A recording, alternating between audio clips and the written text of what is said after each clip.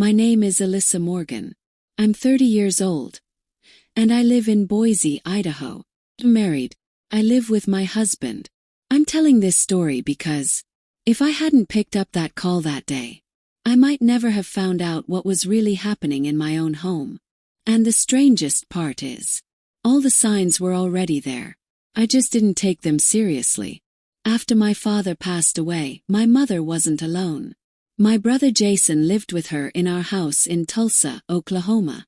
After I got married, I moved to a different city. First, I used to visit often. But slowly, the visits became less frequent. Life gets busy. And you start assuming everything is fine. I used to call my mom. She always said the same thing. I'm fine. You just take care of yourself.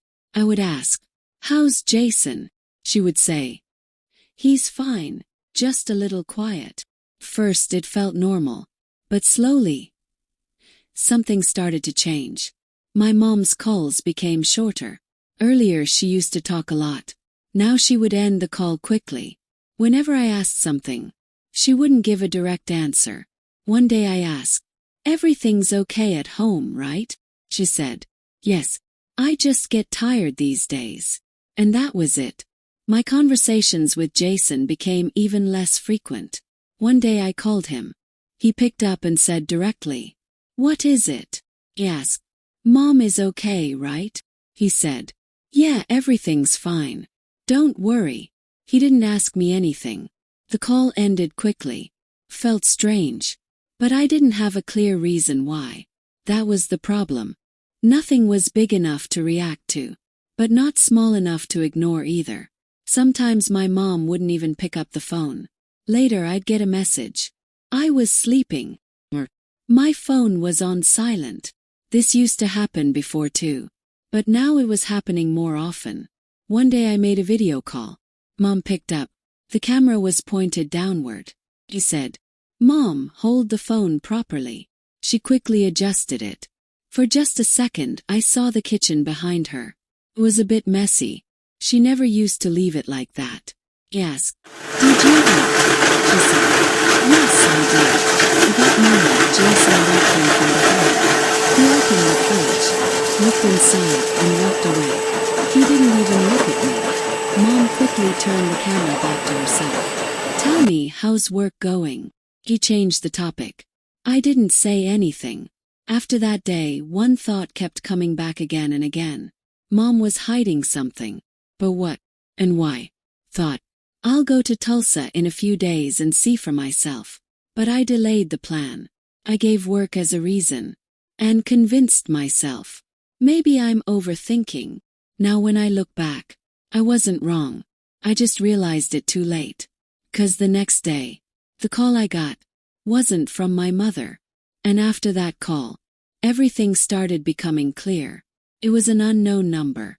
I let it ring twice, then picked up. Hello, is this Alyssa? It was an elderly voice. Yes, who is this? Yes. My name is Margaret. I live near your house, in Tulsa. I sat up straight. Yes, what happened? She paused, then said, your mother is sitting outside, on the steps. The door is locked. For a few seconds I couldn't even process what she said. What do you mean? She's been sitting there since morning. I asked her and she said her keys are inside. But her son lives there, right? My hands went cold. Yes, Jason should be home, I said slowly. Margaret continued. I knocked on the door. No one answered. Her phone is probably inside too.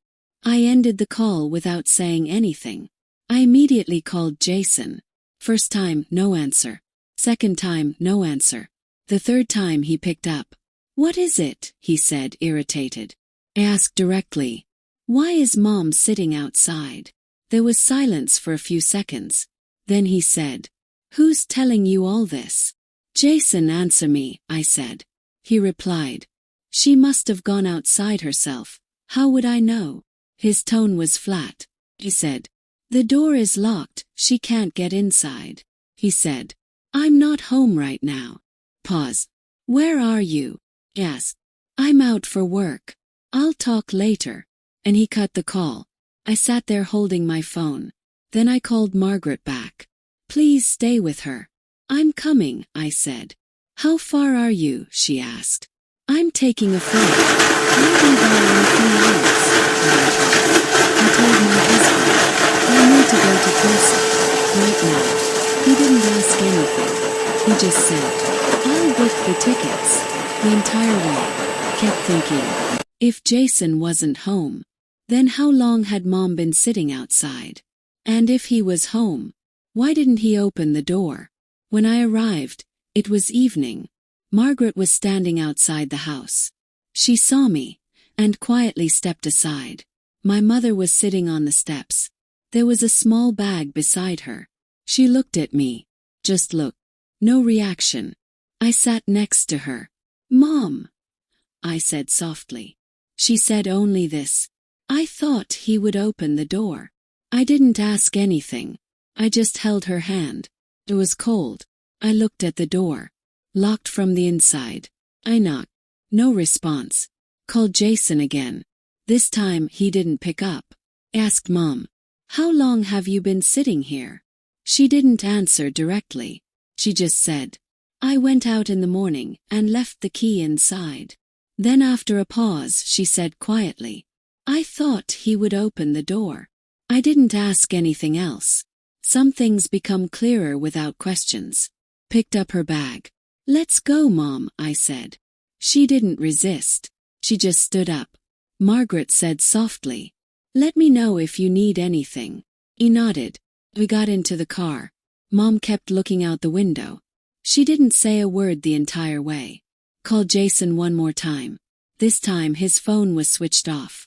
That's when I understood. This wasn't just one bad day.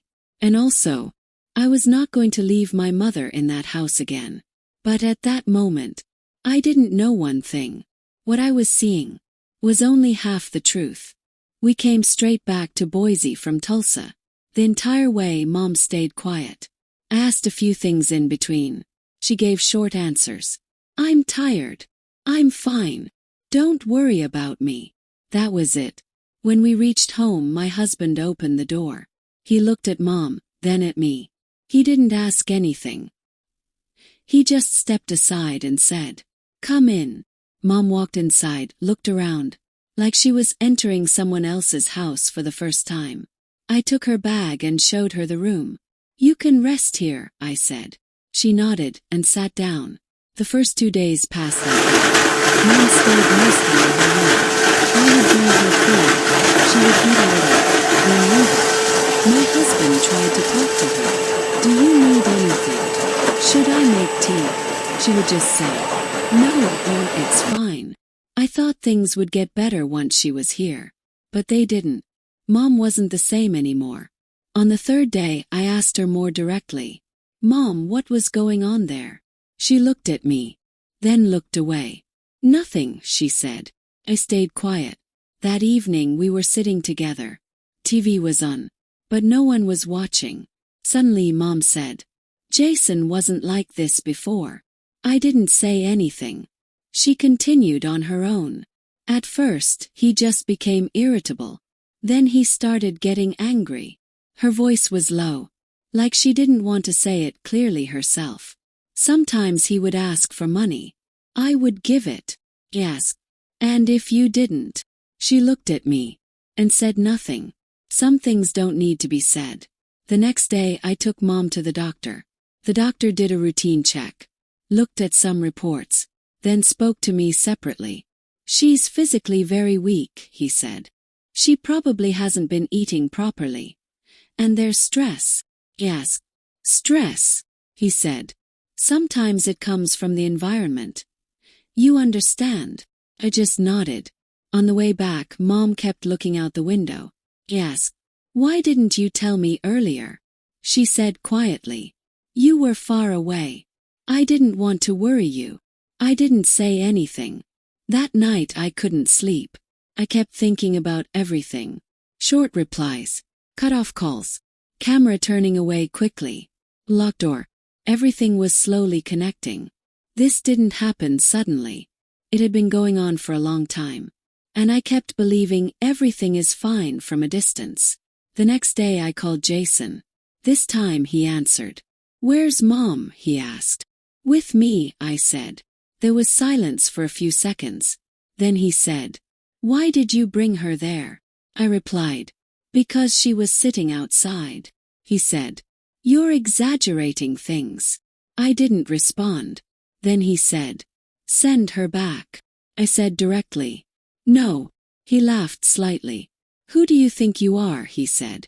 Hung up. After that he texted, "This house belongs to me too." I didn't reply. Now I was clear. This wasn't just behavior. This was a pattern. And if I still did nothing, it wouldn't stop here. That night I talked to my husband. "I can't leave this like this," I said. "Yes. What are you thinking?" He said. "I don't know yet. But I have to do something." He said, "Whatever you do, think it through." He nodded. For the first time I realized. This wasn't just about keeping Mom safe. This was about stopping something that had been going on for a long time. And now, I wasn't going to let it continue. For the next few days I didn't do anything. At least that's how it looked from the outside. Everything at home went on as usual. Mom slowly started becoming a little normal. But not like before. She still spoke less. Stayed quiet most of the time. I stopped calling Jason. He kept sending messages. I read them, didn't reply. "Let me talk to Mom. You're overreacting. Send her back." One time he wrote, "Do you even know how the bills get paid?" I read the message and put my phone aside. I didn't respond directly, but I started understanding things. I checked Mom's documents, looked at bank statements. Slowly it became clear. The house was in Mom's name. Bills were paid from her account. Jason had no fixed income. And yet, he was the one in control. I casually asked Mom, "Who used to manage the finances?" She said, "Jason handled everything. I just signed." I didn't say anything. Now it was clear. He wasn't just angry. He was dependent. And along with that dependency, his behavior had changed. One day I quietly messaged Jason. "There are some papers, need to be signed. Insurance related." He replied immediately. "What papers?" I wrote. "Related to the house and account. Just routine." After a while he said, "Okay, send it." I didn't tell him everything. Just limited information. I spoke to a lawyer. Explained the whole situation. He said, "If the property is in your mother's name, then control should be with her. You just need to follow the right process." He nodded. Took a few days. Documents were prepared. I spoke to Mom. "Mom, you need to sign some papers. Just formalities." She signed without asking much. Then I called Jason. He picked up immediately. "What happened?" he asked. I said, "There are some documents. You need to sign online." He said, "Send it." I sent him the link. He signed it. He thought it was routine. A few days later he realized. He called. "What did you do?" His tone was different. He said, "What needed to be done?" He said, "The bank called me, my access is gone." I stayed quiet. "You did this to me?" he asked. He said, "The account was Mom's." There was silence. Then he said, "How will the bills be paid now?" I replied, "The same way everyone else pays them." For the first time his tone changed. "Look, let's talk." He said, "There's nothing left to talk about." He said, "You did all this without telling me." I replied, "Did you tell me when Mom was sitting outside?" He had no answer. Slowly things began to change. His messages changed too. "Let me talk to Mom. I want to meet her. Why are you doing this?" I didn't reply. For the first time, control wasn't in his hands. And he knew it. I didn't tell Mom everything. She only knew one thing. No one was forcing her to end calls quickly anymore. The house was peaceful now. But there was also an emptiness. What I did wasn't loud. There was no fight. No drama. Things just changed. Slowly. And now, for the first time, Jason was standing in the same place where Mom once was, waiting. After that, things at home slowly started to settle. Mom was safe now. There was no rush, no pressure, but she wasn't the same either. She would wake up in the morning, quietly go about her day. Sometimes she'd stand in the kitchen, start making something, and then leave it halfway. I would ask, "What happened?" She'd say, "I just don't feel like it." I didn't push her. Jason's calls had become less frequent. Sometimes a message would come. "How is Mom? Let me talk to her once." I would look at the phone, then put it aside. One time Mom asked on her own, "Did Jason call?" She said, "Yes." She thought for a few seconds, then said, "Okay." That was it. She never called him herself. Some things don't go back. One morning, everything felt normal. I woke up, went to the kitchen, made coffee. The house was quiet, a little too quiet. I walked into Mom's room.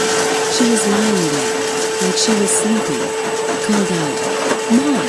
No response. In that moment there was no shock. Just an empty feeling. Later the doctor said it simply.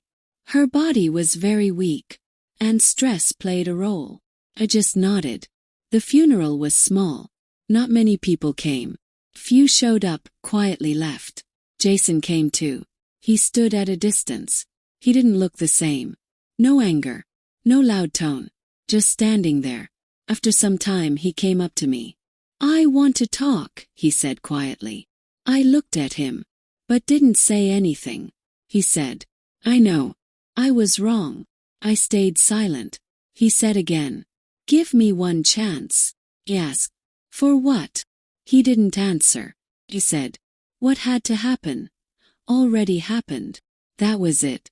I walked away. After that, he never tried to talk to me directly again. A few days later he sent a message. "I understand now. But it's too late." I didn't reply. He had nothing left now. Not the house. Not the control. Not that place where he could stand and leave someone outside. Everything was over. Slowly, without noise. Even today, when I lock the door at night, pause for a second, I remember what Mom said. I thought he would open the door. Now before I close the door, check once, just to make sure no one is left outside. Because some waits last too long, and some doors open too late. If you stayed till the end, you probably understand what I'm trying to say.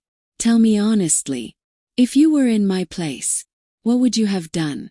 And if you like stories like this, leave a like and subscribe. You can share your thoughts below. I do read them.